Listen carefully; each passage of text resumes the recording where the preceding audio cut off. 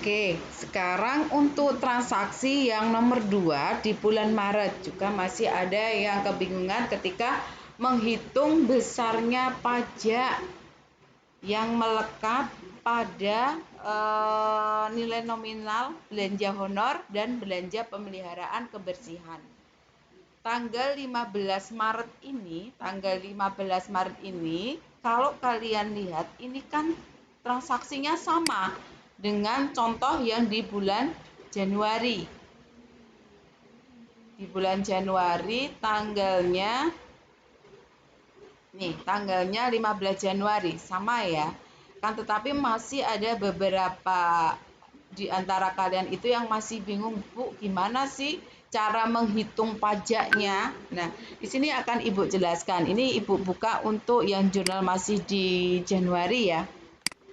Januari contohnya kan tanggal 15. Oke. Kalau pas pencatatan honornya tidak masalah ya. Tadi honornya sebesar 6 juta untuk panitia pelaksana kegiatan. Kemudian yang kedua untuk belanja pemeliharaan kebersihan lingkungan sebesar 32.312.500. Ini masih sama ya.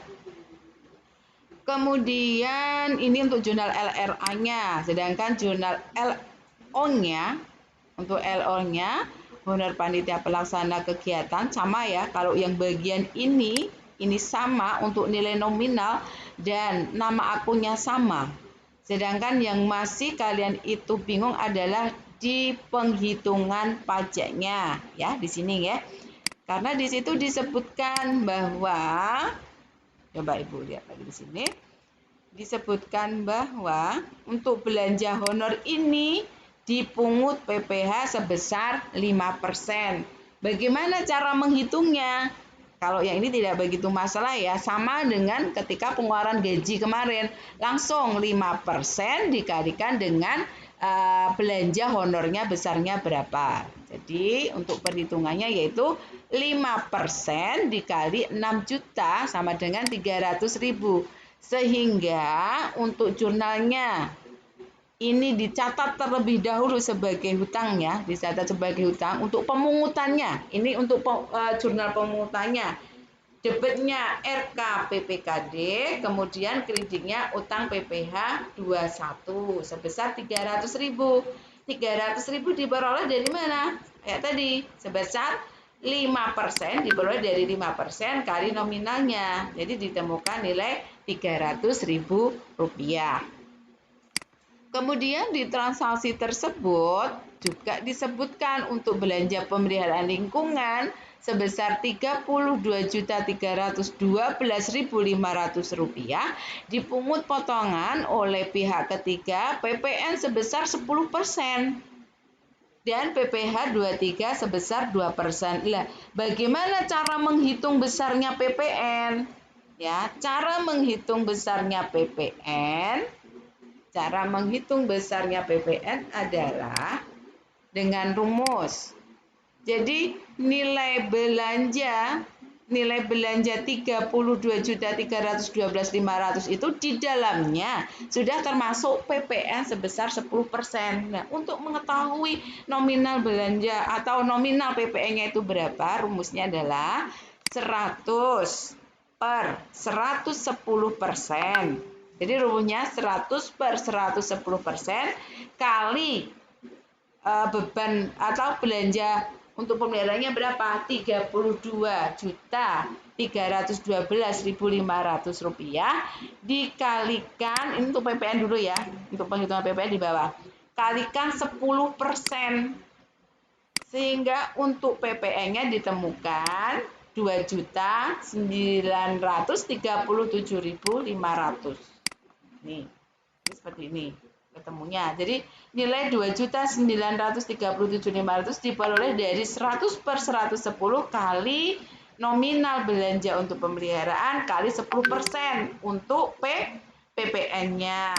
Ini ya, PPN-nya kan sebesar 10%. Kemudian di situ juga disebutkan bahwa dari transaksi 32 312.500 tersebut juga dipotong untuk PPh sebesar 2%. Menghitungnya adalah 110. Ini ya, cara menghitungnya adalah pakai rumus yang ini.